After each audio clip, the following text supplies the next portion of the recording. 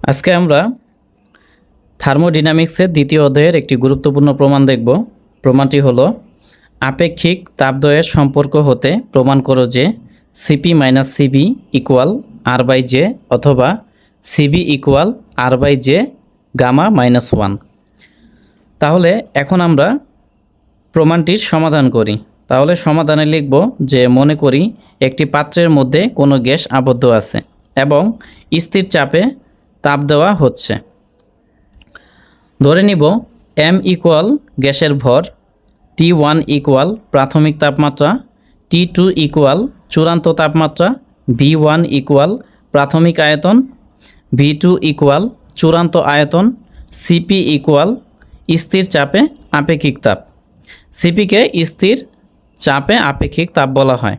এক কথায় 1 কেজি কোনো গ্যাসের তাপমাত্রা 1 কেলভিন বৃদ্ধি করতে স্থির চাপে যে পরিমাণ তাপের প্রয়োজন তাকে স্থির চাপে আপেক্ষিক তাপ বলে। আর সিবি হলো স্থির আয়তনে আপেক্ষিক তাপ।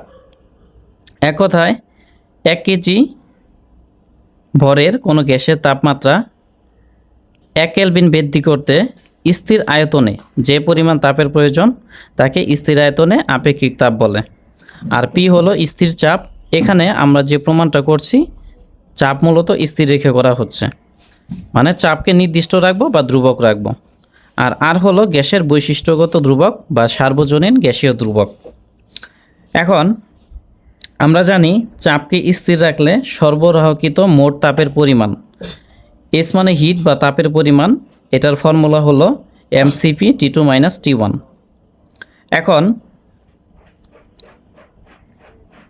আমরা জানি যে কোনো গ্যাসে তাপ সরবরাহ করলে বা তাপের পরিমাণ বৃদ্ধি করলে এই তাপ দুটি কাজে লাগে। প্রথম কাজ হলো গ্যাসের অণুগুলোর অন্তর্নিহিত শক্তি বৃদ্ধি করে, দ্বিতীয় কাজ হলো গ্যাসের আয়তন প্রসারণ ঘটায়। এক কথায় গ্যাসগুলো যখন তাপ শোষণ করে তখন এর মধ্যে গতিশক্তির সৃষ্টি হয়। গতিশক্তির সৃষ্টির জন্য এরা কি করে, পরস্পর থেকে ছুটোছুটি করে বা দূরে সরে যায়, ফলে কি হয়, গ্যাসের আয়তন প্রসারণ ঘটে। তাহলে আমরা তাপ প্রয়োগ করছি বা তাপের পরিমাণ বৃদ্ধি করছি, এর ফলে কি হয়েছে, আয়তন প্রসারণ করছে, তার মানে কৃতকাজ হয়েছে। তার মানে কোনো গ্যাসে তাপ সরবরাহ করলে এই তাপ দুটি কাজে লাগে। তাপের কিছু অংশ অন্তর্নিহিত শক্তি বৃদ্ধি করে বা গ্যাসের অণুগুলো শক্তি বৃদ্ধি করে এবং বাকি অংশ বাহ্যিক কাজ ঘটায় বা কৃতকাজ ঘটায়। যেহেতু আয়তন প্রসারণ ঘটে সেজন্য কি কৃতকাজ ঘটবে। সেজন্য আমরা লিখব যে স্থির চাপে তাপ দিলে সরবরাহকৃত মোট তাপের কিছু অংশ অন্তর্নিহিত শক্তি বৃদ্ধি করবে এবং বাকি অংশ কাজে রূপান্তরিত হবে। একটু আগে যে কথাটা বললাম ওখানে এটাই বলা হয়েছে। তাহলে এক্ষেত্রে তাপ কাজে রূপান্তরিত হওয়ার পরিমাণ মানে বাহ্যিক কৃতকাজ যতটুকু হবে এটার পরিমাণ W equal to P into V2 minus V1 divided by J. এটা ফর্মুলা বা সূত্রানুসারে। আর এখানে আমরা যে ফর্মুলা অ্যাপ্লাই করছি নিচে জে নেওয়া হয়েছে। যেহেতু নিচে জে নিছি তার মানে কাজের একক যা হবে তাপের একক তাই হবে, মানে কাজকে তাপের এককে প্রকাশ করব। এরপরে অন্তর্নিহিত শক্তির বৃদ্ধি E equal MCB T2 minus T1, এটাও ফর্মুলা বা সূত্র। এখন তাপগতিবিদ্যার বা তাপগতিবিজ্ঞানের বা থার্মোডাইনামিক্সের প্রথম সূত্র হতে আমরা পাই যে যতটুকু তাপ সরবরাহ করব এইচ, সে তাপটা দুটি কাজে লাগবে। প্রথমে হলো অন্তর্নিহিত শক্তি বৃদ্ধি করবে যার পরিমাণ ই এবং বাহ্যিক কৃতকাজ ঘটবে যার পরিমাণ ডাব্লু। মানে তাপ দুটি কাজে লাগবে, ই অন্তর্নিহিত শক্তি বৃদ্ধি করবে, ডাব্লু বাহ্যিক কৃতকাজ হবে। তাহলে এইচ এর মান কি পাইছি আমরা, এইচ এর মান প্রথমেই পাইছিলাম, এইচ এর মান পাইছি H equal MCP T2 minus T1। তাহলে আমরা এইচ এর মান এখানে বসাই দিব ইকুয়াল ইকুয়াল, তারপরে ডাব্লুর মান কি, P into V2 minus V1 divided by J. তাহলে ডাব্লুর পরিবর্তে P into V2 minus V1 divided by J দিলাম। তারপরে এখানে প্লাস আছে, প্লাস নিলাম।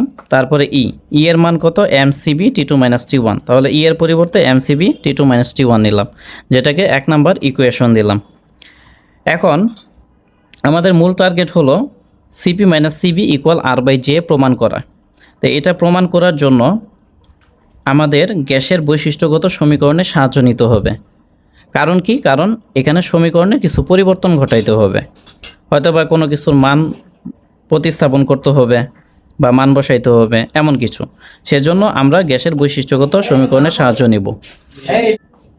আচ্ছা, যেহেতু আমরা চাপকে স্থির রাখছি, সেহেতু এই সমীকরণে এক কথায় পিবি ইকুয়াল টু এমআরটি সমীকরণে চাপের কোনো পরিবর্তন ঘটবে না। তাহলে গ্যাসের প্রাথমিক অবস্থার জন্য আয়তন ধরছিলাম আমরা V1 এবং তাপমাত্রা ধরছিলাম T1। তাহলে পি এর পরিবর্তে পি নিব, আর যেহেতু আমরা প্রাথমিক অবস্থা নিচ্ছি সেজন্য আয়তন ভি এর পরিবর্তে V1 নিব। এম থাকবে, মোলার সংখ্যার কোনো পরিবর্তন হবে না। আর হলো সার্বজনীন গ্যাসীয় ধ্রুবক, এটারও কোনো পরিবর্তন ঘটবে না। আর যেহেতু প্রাথমিক অবস্থা নিচ্ছি সেজন্য তাপমাত্রা টি এর পরিবর্তে T1 হবে। তারপরে এখন গ্যাসের চূড়ান্ত অবস্থার জন্য সমীকরণ নিব। তাহলে চূড়ান্ত অবস্থার জন্য পিপি হবে, কারণ চাপকে আমরা স্থির ধরছি, চাপের কোনো পরিবর্তন ঘটবে না। আর ভি এর পরিবর্তে ভিটি নিব, কারণ আমরা প্রথমেই ধরে নিছিলাম যে চূড়ান্ত আয়তন ইকুয়াল V2। তারপরে এখানে ইকুয়াল দিব, এম আছে এম নিব, তারপরে আরেরও কোনো পরিবর্তন ঘটবে না। তারপরে টি হলো তাপমাত্রা, চূড়ান্ত অবস্থার জন্য তাপমাত্রা T2 ধরছিলাম, সেজন্য টি এর পরিবর্তে আমরা T2 নিব। এখন আমরা PV2 থেকে PV1 বাদ দিব। এর কারণটা কি? এর কারণটা হলো এখানে P into V2 minus V1 আছে। এই V2 এর সাথে P গুণ করলে PV2, আবার V1 এর সাথে P গুণ করলে PV1, তার মানে PV2 মাইনাস PV1 এখানে আছে। তা আমরা যদি এই PV2 থেকে PV1 বাদ দেই তাহলে একটা মান বের হবে। এই মানটা এখানে বসাই দিতে পারলেই আমাদের মূল প্রমাণ চলে আসবে। সেজন্য আমরা কি করব? আমরা এটা থেকে এটা বাদ দিব। তাহলে PV2 থেকে PV1কে বাদ দিলাম। PV2 থেকে PV1কে যদি বাদ দেই, প্রথমে PV2 রাখবো, বাইরের জন্য মাইনাস দিব, আর এখানে PV1 দিব, তারপরে ইকুয়াল দিব, তারপরে MRT2 থেকে এটা বাদ দিব। এক কথায় বাম পক্ষকে বাম পক্ষ দ্বারা বাদ দিব, বা বাম পক্ষ থেকে বাম পক্ষ বাদ দিব, এবং ডান পক্ষ থেকে ডান পক্ষ বাদ দিব। তাহলে এখানে ডান পক্ষ কি আছে? MRT2 নিলাম, বাদের জন্য বিয়োগ নিলাম, আর MRT1 নিলাম। এখন এখানে পি কমন নেওয়া যায়, পি কমন নিলে কি থাকে? V2 এখানে। তাহলে মান বসিয়ে আমরা এটা পাইলাম, শুধুমাত্র এখানে চেঞ্জ করছি। এখানে আগে ছিল P into V2 minus V1, আর P into V2 minus V1 এর মান MR into T2 minus T1 পাইছি, এটা বসাই দিলাম।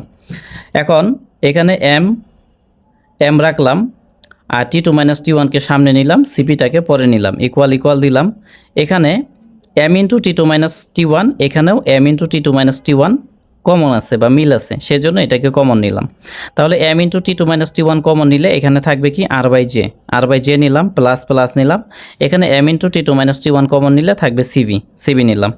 এখন M into T2 minus T1, M into T2 minus T1 দুই দিক থেকে বাদ দিলাম, বাদ দিলে এখানে থাকবে সিবি, ইকুয়াল দিলাম, আর এখানে থাকবে কি? R by J plus C V, R by J plus হলো সিবি। এক কথায় এই দুই দিক থেকে আমরা M into T2 minus T1, M into T2 minus T1 বাদ দিছি।